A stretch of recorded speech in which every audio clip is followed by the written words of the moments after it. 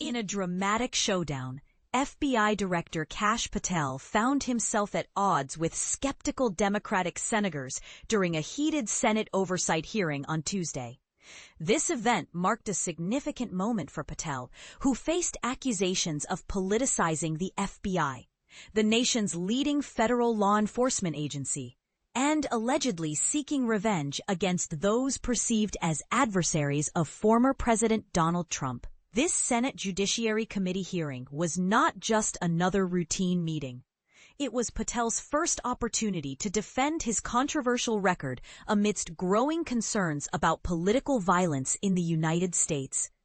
The urgency of the situation was underscored by the recent tragic shooting of conservative activist Charlie Kirk on a college campus in Utah, which highlighted the real threats facing individuals in the current political climate. Patel, who received backing from Republican lawmakers, aimed to shift the conversation towards what he described as his achievements in combating violent crime, safeguarding children from abuse, and disrupting the dangerous flow of fentanyl. He pointed out that the suspect in Kirk's murder was apprehended within just 33 hours. However, he did not address the confusion he caused shortly after the incident when he prematurely announced on social media that the subject was already in custody. Democratic senators, however, were relentless in redirecting the discussion back to the internal strife within the FBI. They expressed concern over Patel's dismissal of seasoned agents and supervisors, suggesting that this was a troubling departure from his earlier assurances during his confirmation hearing in January, where he promised not to look backwards or seek retribution as the director. Senator Richard Blumenthal, a Democrat from Connecticut, did not hold back, stating, "I'm not going to mince words. You lied to us." This pointed remark came in light of reports that 5 agents and high-ranking officials were abruptly fired last month, a move that many current and former officials believe has led to a significant drop in morale within the agency. Notably, 3 of those dismissed, including former acting director Brian Driscoll, filed a lawsuit last week, claiming that Patel had indicated he knew the firings might be likely illegal, but felt compelled to proceed due to orders from the White House. Blumenthal characterized these allegations as a damning indictment of Patel's leadership as FBI director. In response, Patel vehemently denied any wrongdoing, asserting that he could not delve into the specifics of the firings due to ongoing litigation. He maintained that anyone who had been terminated had failed to meet the FBI's standards and uphold their constitutional responsibilities. Tensions escalated further when Patel engaged in a heated exchange with Senator Dick Durbin, the committee's leading Democrat.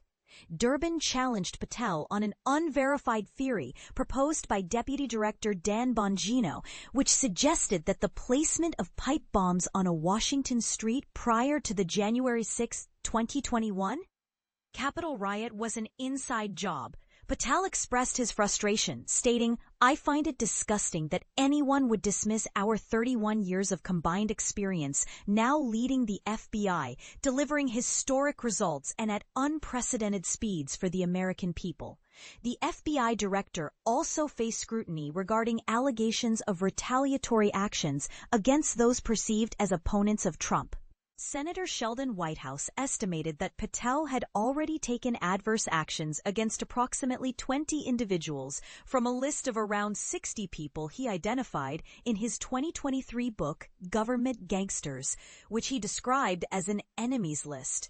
The Justice Department even issued an unusual statement in July, seemingly confirming that it was investigating former FBI Director James Comey and former CIA Director John Brennan, both key figures in the Russia investigation. Patel firmly rejected the notion of having an enemies list, stating, "That is an entirely inaccurate presupposition. I do not have an enemies list." In contrast, Republican senators rallied around Patel, with Senator Chuck Grassley of Iowa, the committee chairman, commending him for initiating the crucial work of steering the FBI back to its core law enforcement mission. Grassley remarked, "It's well understood that your predecessor left you an FBI infected with politics." This hearing not only showcased the deep divisions within the Senate regarding the FBI's direction, but also raised critical questions about the agency's future and the implications of its leadership choices. What do you think about the current state of the FBI? Is it truly being politicized, or is this just a narrative pushed by those opposed to Patel? We invite you to share your thoughts in the comments.